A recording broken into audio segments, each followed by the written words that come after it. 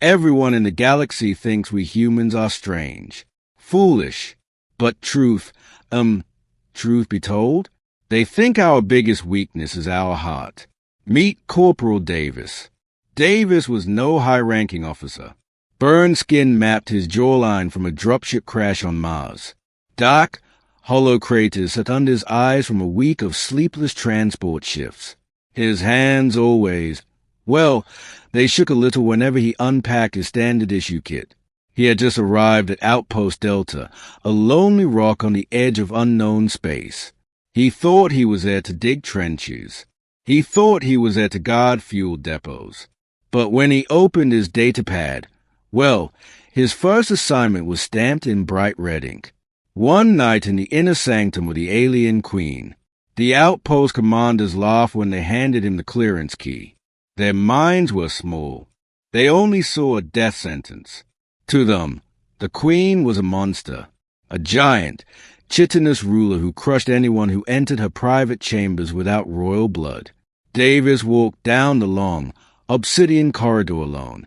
Thick gray dust coated his heavy boots. His breath dragged heavy in his chest. His right hand still trembled from the cold air of the outpost. But he did not turn back. He did not flinch. He pushed open the heavy iron doors. The air inside bit into his lungs like shards of glass. The sharp stench of burnt sulfur and royal pheromones was thick enough to choke a grown warrior. In the center of the dark room sat Queen Zalviri. Her body was sleek, purple, and glistening under the low dim lights. A wet, rhythmic clicking echoed from her mandibles as she turned her massive, horned head toward him. Her 4 eyes stared out like empty, bottomless pits. She looked at Davis's small, unarmored frame and let out a low hiss. "Do they send me a frail ape to test my patience?" she demanded, her razor-sharp tail scraping against the stone floor like rusted metal. Where hand-mortared guards outside the door waited for the scream. They thought he would drop to his knees. They thought he would beg for his life. But then, Davis did something that turned the entire room dead cold. He didn't run. He didn't drop his head. Instead, he unbuttoned his heavy uniform jacket, tossed it onto a stone bench, and sat down on the cold floor right in front of a massive claws. His shaking hand became, suddenly, perfectly still.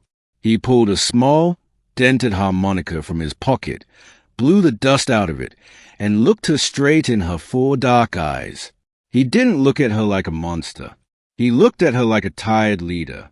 He looked at the towering queen and said, "Your Majesty, I've been running from wars my whole life.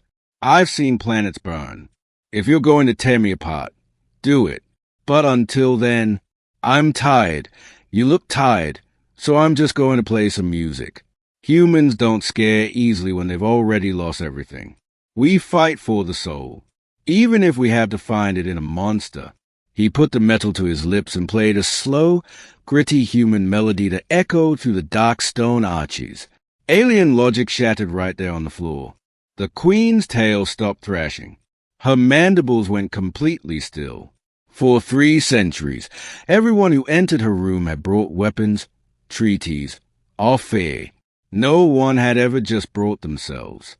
No one had ever looked past her armor. Later, the galaxy learned that Davis didn't just survive the night. He spent those hours talking, sharing stories of Earth's oceans, and listening to the burdens of a queen who had to be ruthless to keep her throne. By morning, the treaty was signed. The outpost was safe. The aliens still sit in their high towers, texting, trying to find the logic behind why the deadliest ruler in the sector chose a truce because of a single human corporal. But truth is, humans are just built different. The night is getting late. So, what do you think? We humans really are strange, aren't we?